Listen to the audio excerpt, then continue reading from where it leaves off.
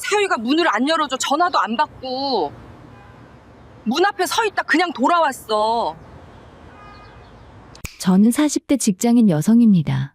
매일 아침 일찍 출근해서 저녁 늦게 퇴근하고 주말에는 밀린 집안일을 하며 살아가는 평범한 기혼 여성이죠. 결혼 전에는 막연하게 생각했습니다. 결혼이란 서로 의지하며 함께 살아가는 동반자를 만나는 일이라고요. 사랑하는 사람과 가정을 꾸리면 힘든 일도 함께 나누고 기쁜 일도 함께 누리며 살아갈 수 있을 거라 믿었습니다. 하지만 현실은 제 기대와 너무나 다르더라고요. 연애할 때 남편은 정말 다정한 사람이었어요. 제게는 물론이고 친정 부모님께도 살갑게 대했습니다. 주말마다 저를 만나러 오면서 부모님께 인사도 드리고 가끔 한번 어머니가 차려주신 밥상 앞에서는 장모님 손맛이 최고예요. 라며 엄지를 올리곤 했죠. 아버지와도 잘 어울렸고 명절 때는 작은 선물도 챙겨왔습니다. 부모님은 그런 남편을 보며 흐뭇해하셨고 저도 덩달아 기분이 좋았어요. 이 사람이라면 결혼해도 괜찮겠다. 우리 가족과도 잘 지낼 수 있겠다 싶었으니까요. 그런데 제 생각과는 다르게 결혼 후에 남편은 완전히 다른 사람이 되어버렸습니다. 시댁 행사는 무조건 참석하면서 저희 친정 부모님 생신에는 항상 회사 일이 있어서 피곤해서 다음에 가면 안 될까? 같은 핑계로 빠졌습니다. 처음엔 정말 바쁜가 보다 했어요. 직장 생활이 힘들 수도 있고 피곤할 수도 있으니까요. 괜찮아. 다음에 보면 되지 뭐. 친정 어머니는 그렇게 말씀하셨지만 저는 어머니의 눈빛에서 서운함을 읽을 수 있었습니다. 그때마다 죄송한 마음에 가슴 한편이 무너지는 것 같았지만 저는 애써 이해하려고 했습니다. 더 이해가 안 되는 건 남편이 원래 효자도 아니었다는 점이에요. 결혼 전에 시댁에 자주 가는 것도 아니었고 오히려 자기 부모님께 무심한 편이었어요. 그런 사람이 결혼 후에는 왜 갑자기 시부모님만 챙기는 건지 정말 이해할 수 없었습니다. 당신 결혼 전에는 부모님 댁에도 잘 안 갔잖아. 근데 왜 이제 와서 매주 시댁만 가려고 해? 제가 조심스럽게 물어봤을 때 남편은 이렇게 대답했습니다. 결혼했으니까 아마도 책임감이 생긴 거지. 이제 내가 부모님 챙기면서 살아야 하잖아. 그러면서 친정에는 여전히 무관심했습니다. 생활비에서 돈을 따로 빼서 시부모님 용돈을 드리면서도 친정 부모님께는 명절에 형식적인 용돈만 건넸죠. 그나마도 제가 따로 챙겨서 드린 거였습니다. 결혼 초반, 저는 남편의 변화를 받아들이려고 정말 애썼어요. 시댁과도 좋은 관계를 유지하려고 노력했어요. 명절 때마다 정성껏 음식을 준비했고 시어머니 생신에는 용돈도 따로 챙겨드렸습니다. 시댁 가족 모임이 있으면 빠지지 않고 참석했죠. 하지만 남편은 그런 제 노력을 당연하게 여겼습니다. 고마워하는 기색도 없이 오히려 당연한 거 아니야? 우리 부모님인데. 라고 말하는 남편을 보면서 저는 점점 지쳐갔어요. 결혼 2년 차에 접어들면서 저는 깨달았습니다. 이 사람은 자기 가족만 가족으로 생각하는구나. 제 가족은 그저 남의 집사람일 뿐이구나. 그리고 그런 태도는 절대 변하지 않을 거라는 걸요. 당신한테 친정 부모님은 대체 뭐야? 어느 날 참다 못해 이렇게 따져 물었을 때 남편은 이렇게 답했습니다. 그렇게 말하지 마. 결혼하면 시부모님도 당신 부모가 된 거잖아. 우리 부모님만 잘못이면 되는 거 아니야? 그 순간 저는 알았습니다. 이 결혼은 제가 생각했던 것과 완전히 다른 것이었다는 걸. 그리고 이 착각 속에서 얼마나 더 살아야 하는지 그게 두려워지기 시작했습니다. 결혼 전 남편은 매주 주말마다 저를 만나러 찾아왔어요. 따지고 보면 멀지 않은 거리였지만 그 시간을 내서 저를 보러 오는 게 당연하다는 듯이 찾아왔죠. 데이트도 하고 가끔은 친정에 들러 부모님과 함께 저녁을 먹기도 했습니다. 그때는 정말 행복했어요. 그런데 결혼하고 나니 모든 게 달라졌습니다. 주말마다 남편은 시댁으로 향했어요. 아침 일찍 일어나 준비를 하더니 어머니가 보고 싶대. 라며 혼자 시댁으로 갔습니다. 저보고 같이 가자는 것도 아니었어요. 저는 주말에도 밀린 빨래와 청소, 다음 주 식사 준비로 장을 보다 보면 하루가 다 지나갔습니다. 여보, 나도 주말에 좀 쉬고 싶은데. 같이 집안일 좀 해줄 수 없어? 제가 부탁하면 남편은 늘 이렇게 대답했습니다. 나도 평일에 일하느라 피곤해. 주말까지 집안일 하면 나는 언제 쉬어? 그러면서 소파에 누워 TV를 보거나 휴대폰만 들여다봤습니다. 저도 평일 내내 일하고 퇴근 후에도 저녁 준비에 설거지까지 하는데 남편은 자기만 피곤한 줄 아는 것 같았어요. 더 기가 막힌 건 시어머니의 태도였습니다. 어느 날 시댁에 갔을 때 시어머니가 이런 말씀을 하셨어요. 우리 아들이 결혼하고 나서 더 부모 생각을 많이 하네. 장가 가더니 효자가 됐어. 그 말을 듣는 순간 제 머릿속이 복잡해졌습니다. 시어머니는 아들이 매주 찾아오는 걸 당연하게 여기셨고 오히려 며느리인 제가 잘 교육시킨 것처럼 생각하시는 것 같았어요. 하지만 저는 아무것도 시킨 적이 없었습니다. 오히려 주말마다 혼자 남겨지는 게 서운했을 뿐이죠. 어머님, 저도 주말에는 남편이랑 같이 시간 보내고 싶거든요. 조심스럽게 말씀드렸더니 시어머니는 웃으시며 이렇게 말씀하셨습니다. 젊은 사람들이 뭘 그렇게 붙어 다녀? 결혼했으면 이제 부모 생각도 해야지. 그날 이후로 저는 시댁에 가는 게 점점 부담스러워졌습니다. 하지만 정작 큰 문제는 따로 있었어요. 정작 저희 친정 부모님 생신이나 친정 가족 모임 때마다 남편은 꼭 그 자리를 빠졌다는 겁니다. 친정 엄마 생신날에 저는 며칠 전부터 남편에게 말했어요. 여보, 이번 주 토요일 우리 엄마 생신이야. 저녁에 외식하기로 했으니까 같이 가자. 남편은 대충 알겠다고 대답했습니다. 그런데 생신 당일 아침 남편이 갑자기 말했어요. 미안한데 회사에서 급한 일이 생겼어. 토요일인데 출근해야 할 것 같아. 무슨 일인데 토요일까지 출근해야 해? 그럼 나한테 미리 말해주지 그랬어. 엄마한테 뭐라고 말하라고. 갑자기 생긴 일이라 어쩔 수 없잖아. 장모님께 내가 정말 죄송하다고 전해줘. 결국 저는 혼자 친정에 갔습니다.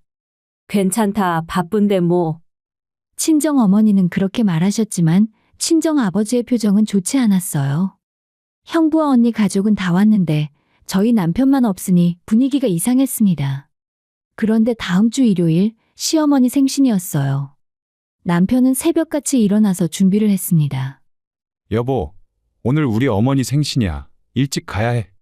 지난주에 우리 엄마 생신 때는 회사 일 있다고 안 갔잖아.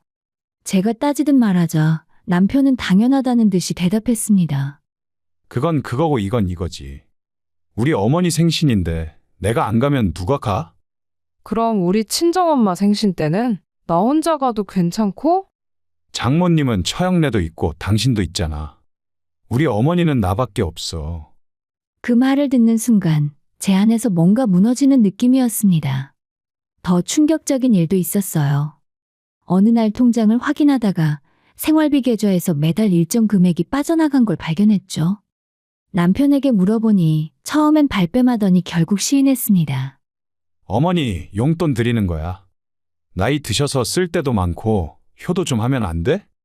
효도하는 건 좋은데 왜 내 허락도 없이 마음대로 생활비에서 빼가는데? 우리도 빠듯하게 사는 거 알잖아. 다른데 쓴 것도 아니고 부모님 용돈 드린 거잖아. 그런 걸 갖고 뭘 그래. 그럼 우리 부모님 용돈은? 당신이 한 번이라도 챙긴 적 있어? 남편은 대답하지 않았습니다. 아니, 대답할 수 없었겠죠. 친정 부모님께는 명절 때 제가 따로 챙긴 용돈 외에는 남편은 단 한 푼도 드린 적이 없었으니까요.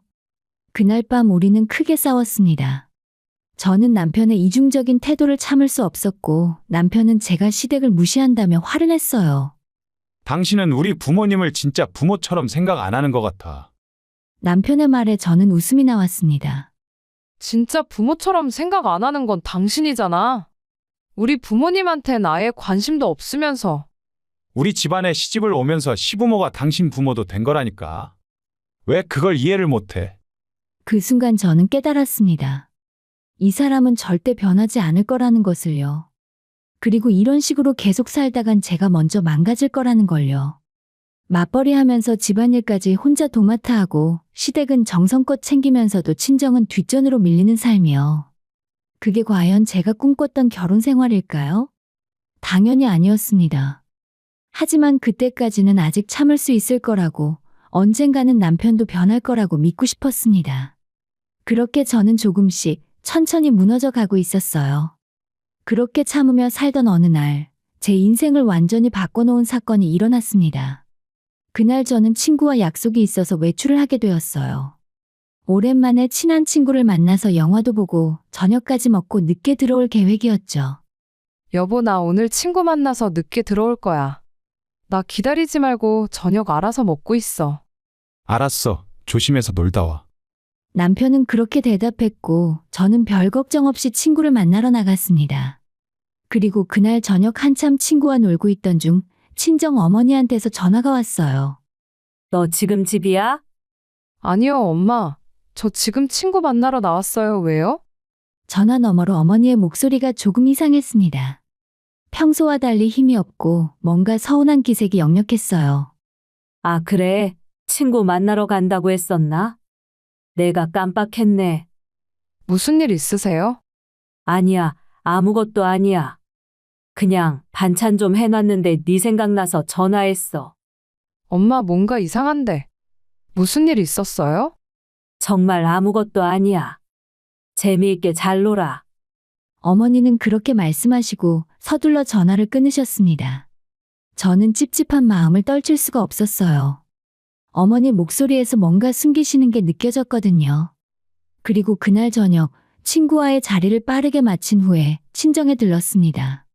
엄마, 아까 전화했을 때 무슨 일 있었던 거 맞죠?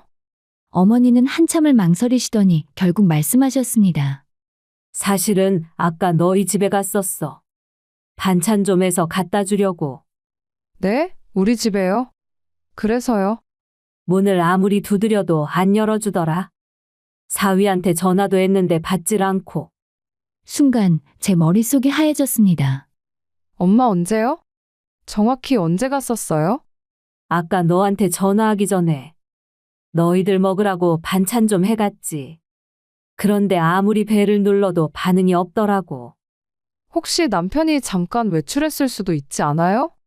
아니야, 집에 있는 것 같았어. 안에서 소리도 들렸고.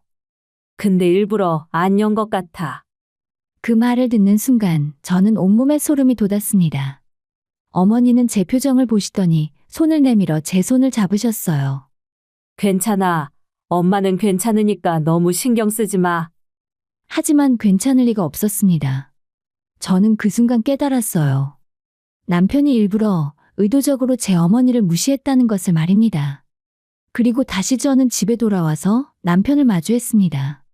남편은 평소처럼 소파에 앉아 TV를 보고 있었어요. 저는 침착하게 물어봤습니다. 오늘 하루 종일 집에 있었어? 밖에 나갈 일이 없었지. 그럼 누가 초인종 누른 거 못 들었어? 남편의 표정이 미묘하게 굳어지는 게 보였습니다. 초인종 못 들었는데 왜? 아까 우리 엄마가 왔었대. 반찬 갖다 주려고. 근데 아무리 벨 눌러도 안 열어줘서 그냥 가셨대. 아, 그랬어? 진짜 몰랐네. 그때 하필이면 샤워하고 있었나 봐.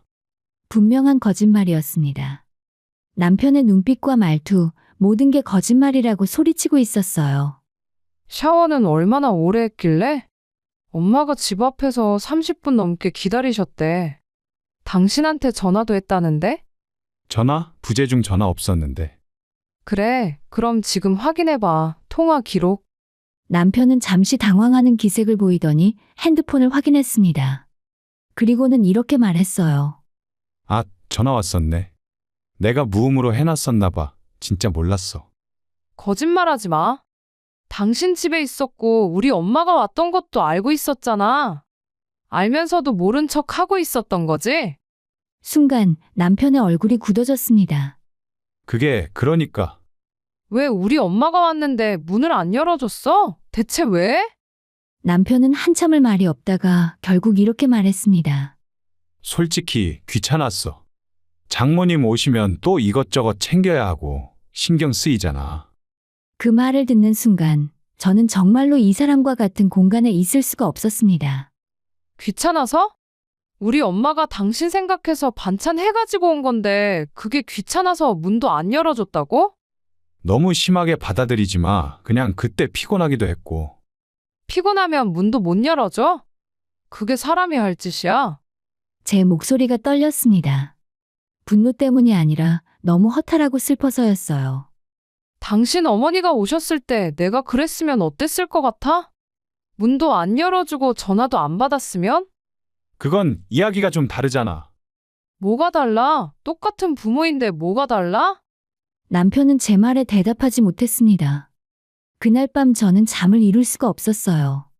머릿속으로 어머니가 우리 집 앞에서 초인종을 누르고 전화를 하고 그러다가 결국 반찬 들고 쓸쓸히 돌아가시는 모습이 계속 그려졌어요. 얼마나 서운하셨을까, 얼마나 창피하셨을까. 그리고 저는 깨달았습니다. 이건 단순한 무관심이 아니라는 것을 말입니다. 남편은 의도적으로 계획적으로 제 가족을 소외시키고 있었다는 걸요. 그날 이후 저는 결심했습니다. 더 이상은 참지 않겠다고, 이 결혼을 끝내겠다고요.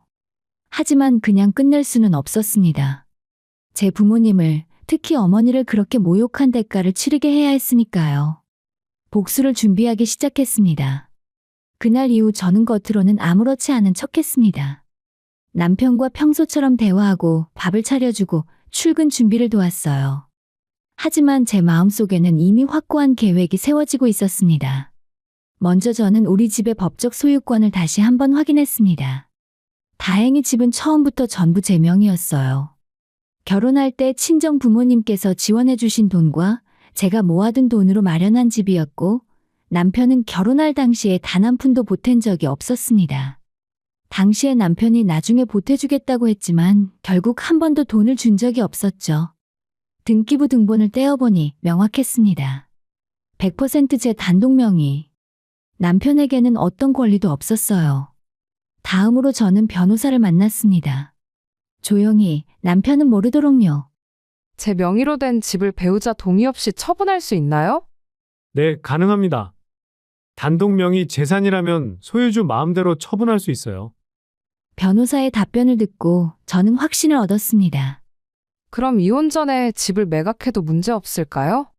재산 분할 문제가 있을 순 있지만 일단 매각 자체는 가능합니다. 다만 구체적인 상황을 좀 더 들어봐야 할 것 같은데요. 저는 변호사에게 그동안의 상황을 설명했습니다. 결혼 생활 동안 남편이 재정적으로 기여한 게 거의 없다는 것과 오히려 생활비를 몰래 빼서 시댁에 보냈다는 것, 제 부모님을 지속적으로 무시하고 모욕했다는 것까지요. 그 정도면 재산 분할에서도 유리한 위치에 계십니다. 집 매각 후에 이혼 진행하셔도 법적으로 큰 문제는 없을 것 같습니다. 모든 준비가 끝났고 이제 실행만 남았어요. 어느 주말 저는 남편에게 제안했습니다. 여보, 다음 주나 다다음 주에 시어머니랑 둘이 여행 한번 다녀와. 남편은 의아한 표정을 지었어요. 갑자기 왜? 당신 항상 어머니랑 시간 보내고 싶어 하잖아. 나도 요즘 회사 일 때문에 스트레스 받아서 혼자 좀 쉬고 싶고. 진짜? 당신 정말 괜찮아? 나도 그때 연차 낼 생각인데 혼자 조용히 집에서 쉴 거야. 당신은 어머니 모시고 좋은 데 다녀와. 남편의 얼굴이 환해졌습니다. 어머니와 단둘이 여행 갈 생각에 신이 난 거죠. 그럼 제주도 어때? 엄마가 제주도 가고 싶어 하셨거든. 그래, 제주도 좋지. 3박 4일 정도 다녀와. 여기 여행 경비에 보태. 저는 준비해둔 현금 봉투를 건넸습니다. 남편은 기뻐하며 받아들였어요. 고마워. 엄마가 진짜 좋아하시겠다. 그 모습을 보면서 저는 속으로 비웃었습니다. 끝까지 자기 어머니 생각만 하는 사람이구나. 다녀와서 맛있는 거 사줄게. 남편이 그렇게 말했지만 저는 알고 있었습니다. 그가 돌아올 집은 더 이상 없다는 것을요. 남편에게 여행 가라고 말을 해두고 저는 가장 먼저 평소 알고 지내던 부동산 중개인에게 연락했어요. 저희 집 급매로 내놓을 거예요. 최대한 빠르게 처리 가능할까요? 얼마나 빨리요? 가능한 빨리 해주세요. 어차피 집은 바로 비울 생각이거든요. 너무 빨리 팔다 보면 죗값을 못 받을 수도 있어요. 시세보다 조금 낮게 내놓을게요. 대신 확실한 사람만 찾아주세요. 그리고 이틀 후에 부동산에서 연락이 왔습니다. 매수자 나왔습니다. 내일 계약 가능하다는데요. 좋아요. 바로 진행해주세요. 계약 당일 저는 부동산 사무소에 앉아서 차분하게 서류에 서명했습니다. 매수자는 젊은 신혼부부였어요. 새로 시작할 보금자리를 찾아서 기뻐하는 그들의 모습을 보면서 저는 묘한 감정을 느꼈습니다. 축하드려요. 행복하게 사세요. 감사합니다. 좋은 집 구하게 돼서 저희가 더 감사하죠. 계약금을 받고 잔금 일정을 잡고 모든 게 순조롭게 진행됐습니다. 일주일 후면 그 집은 완전히 다른 사람의 것이 될 예정이었어요. 그리고 저는 짐을 쌌습니다.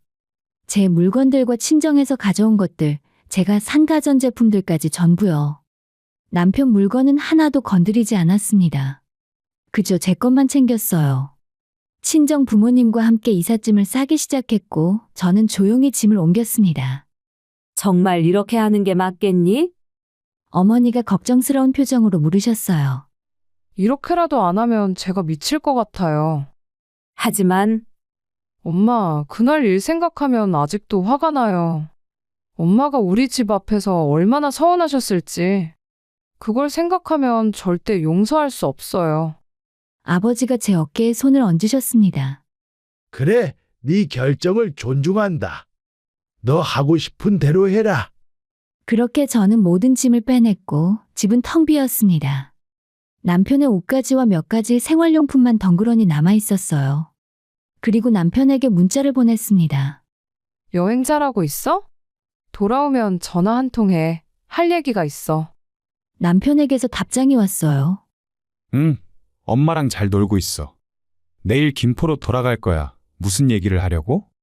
내일 얘기할게. 그냥 푹 쉬어. 저는 핸드폰을 내려놓고 창밖을 바라봤습니다. 이제 모든 것이 곧 끝나가고 있었어요. 다음 날 저녁 남편에게서 전화가 왔습니다. 여보, 나 집 앞인데 왜 문이 안 열려? 비밀번호 바뀐 거야? 드디어 때가 온 거였습니다. 저는 침착하게 대답했어요. 그래, 바뀌었어. 왜? 비밀번호 뭐야? 그 집은 이제 우리 집이 아니야. 뭐? 전화 너머로 남편의 당황하는 소리가 들렸습니다. 지금 무슨 소리야? 나랑 장난해. 장난 아니야. 사실 지난주에 그 집 팔았어. 이미 새 주인한테 넘어갔거든. 미쳤어? 내 동의도 없이 어떻게 집을 팔아? 남편의 목소리가 점점 높아졌습니다. 당신 동의? 그 집이 당신 명이야? 내 명의 집인데 내가 팔면 안 돼? 그래도 부부인데 어떻게 이럴 수가 있어? 저는 차갑게 웃었습니다. 부부 사이인데 장모를 집 앞에서 쫓아내? 그게 부부 사이에 할 짓이야? 순간 전화 너머가 조용해졌습니다. 설마 그 일로 아직도 화났어? 화났냐고? 당연히 화났지. 아니, 화를 넘어서 당신이라는 사람 자체가 역겨워. 이혼하자. 이혼 서류는 변호사 통해서 보낼게. 다음 주에 집 산 사람들 이사 들어올 거니까 당신 짐은 빨리 빼야 할 거야. 현관 비밀번호 카톡으로 보내줄게. 그리고 저는 전화를 끊었습니다. 남편의 울부짖는 소리 따위는 더 이상 듣고 싶지 않았으니까요. 전화를 끊고 나서 저는 한동안 멍하니 앉아 있었습니다. 수년간 쌓였던 분노와 서러움이 한꺼번에 터져 나오면서 동시에 묘한 후련함도 느껴졌어요. 드디어 시작했구나.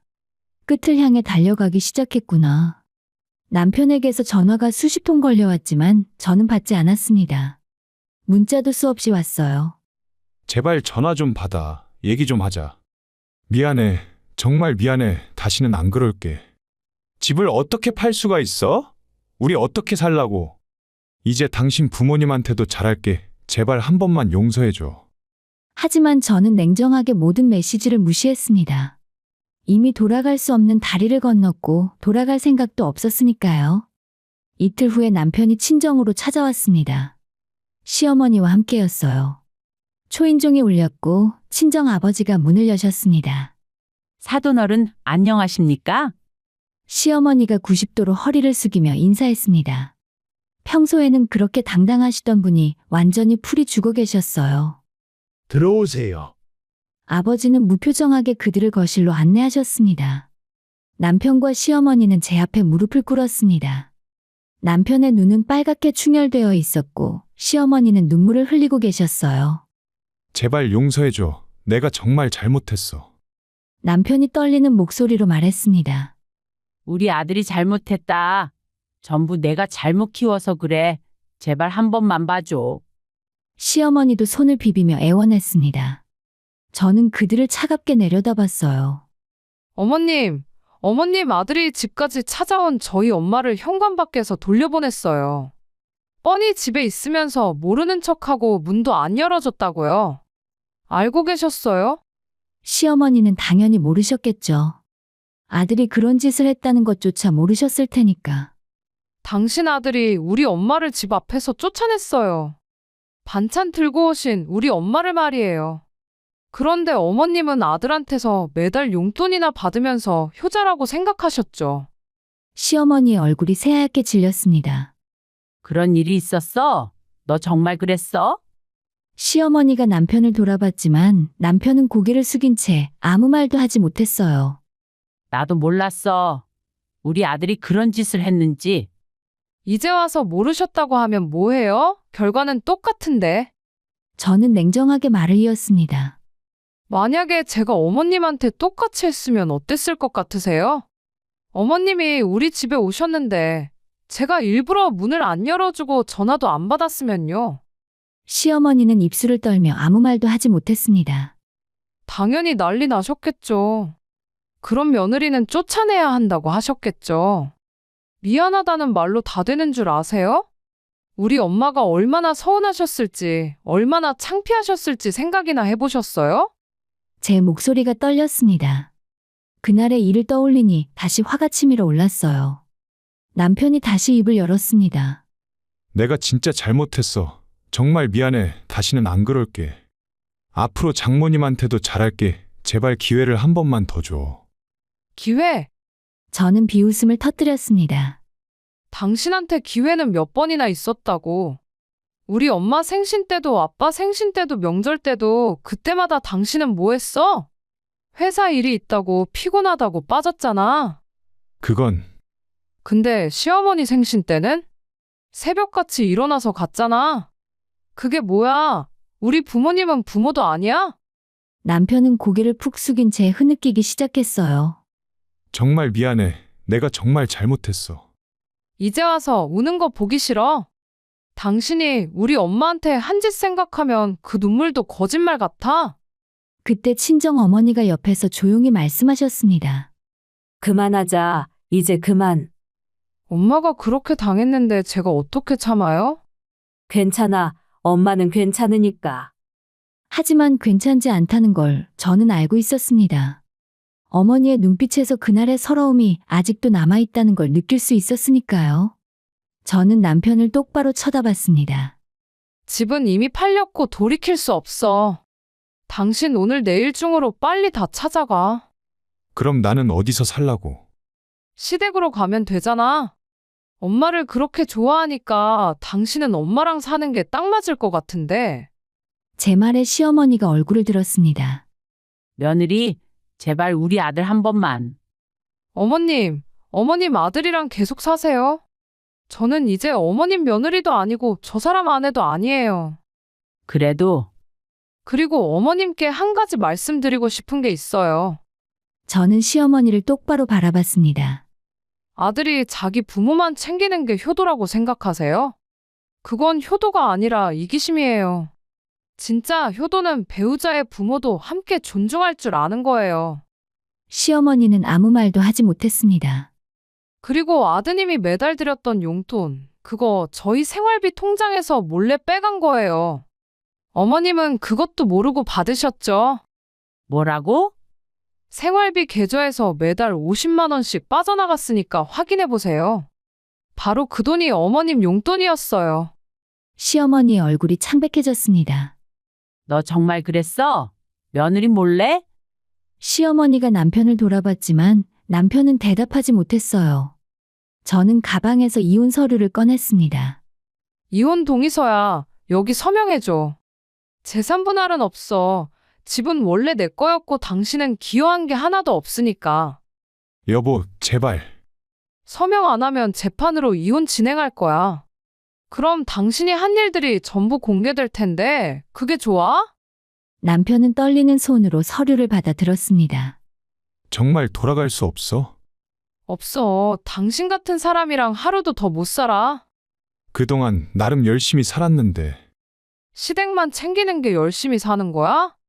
우리 부모님은 당신 눈에 사람도 아니었던 것 같은데. 남편은 결국 서류에 서명했습니다. 눈물을 뚝뚝 흘리면서요. 미안해. 그 말은 우리 엄마한테나 해. 나한테 하지 말고. 남편과 시어머니는 그렇게 일어섰습니다. 시어머니는 나가면서 한 번 더 뒤를 돌아봤지만 저는 외면했어요. 문이 닫히고 그들의 발자국 소리가 멀어졌습니다. 친정 어머니가 제 손을 잡으셨어요. 진짜 이렇게 괜찮겠니? 네, 이제 괜찮을 거예요.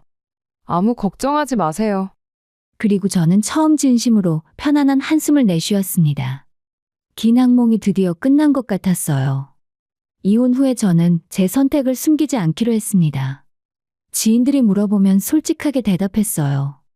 잘 지내는 것 같더니 왜 이혼했어? 남편이 우리 엄마한테 현관문도 안 열어줬어. 사위 주려고 반찬까지 들고 오셨는데 집에 있으면서 일부러 무시했지. 그 말을 들은 사람들은 모두 경악했습니다. 세상에 그런 사람이 어디 있어? 장모한테 그럴 수가 있어? 남편에 대한 평판은 순식간에 바닥을 쳤습니다. 당연한 일이었죠. 누가 봐도 말도 안 되는 행동이었으니까요. 1년이 지난 지금 우연히 남편 소식을 들었습니다. 그때 저와 이혼한 뒤에 아직도 혼자 산다고 하더군요. 새로운 인연도 없고 시댁에서 얹혀 살고 있다고 했어요. 그 사람 요즘 어떻게 지내는지 알아? 지인이 뜬금없이 전 남편에 대해 물었을 때 저는 담담하게 대답했습니다. 몰라, 관심도 전혀 없고. 정말이었습니다. 더 이상 그 사람에 대한 어떤 감정도 남아있지 않았어요. 대신 저는 제 삶을 되찾았습니다. 친정 부모님과 더 자주 시간을 보내고 하고 싶었던 일들을 하나씩 시작했어요. 무엇보다 마음이 편안해졌습니다. 어느 날 어머니가 물으셨어요. 우리 딸 이혼한 거 후회되진 않니? 아니요, 엄마. 하나도 안 후회돼요. 그래도 혼자 사는 게 외롭지 않을까? 혼자 사는 게 훨씬 나아요. 그 사람이랑 사는 게 더 외로웠어요. 정말 그랬습니다. 함께 살면서도 혼자였던 그 시간들보다 진짜 혼자가 된 지금이 훨씬 평온했어요. 결혼은 단지 두 사람의 사랑만으로는 안 됩니다. 서로의 가족을 존중하고 배려할 줄 알아야 하죠. 자기 부모만 소중히 여기고 배우자의 가족을 무시하는 사람과는 절대 행복할 수 없다는 것을 저는 뼈저리게 배웠습니다. 돌이켜보면 그날의 결정은 제 인생 최고의 선택이었어요. 조금 더 늦었다면 더 깊은 상처를 받았을 테고 헤어나오기 더 힘들었을 거예요. 저는 지금 생활이 진심으로 행복합니다. 그리고 이 이야기를 듣는 분들께 말씀드리고 싶어요. 단지 참는 게 미덕이 아닙니다. 자신과 자신의 가족을 지키는 게 진짜 용기예요. 저는 그때 이혼한 것을 후회하지 않습니다. 지금까지 단 한 번도요.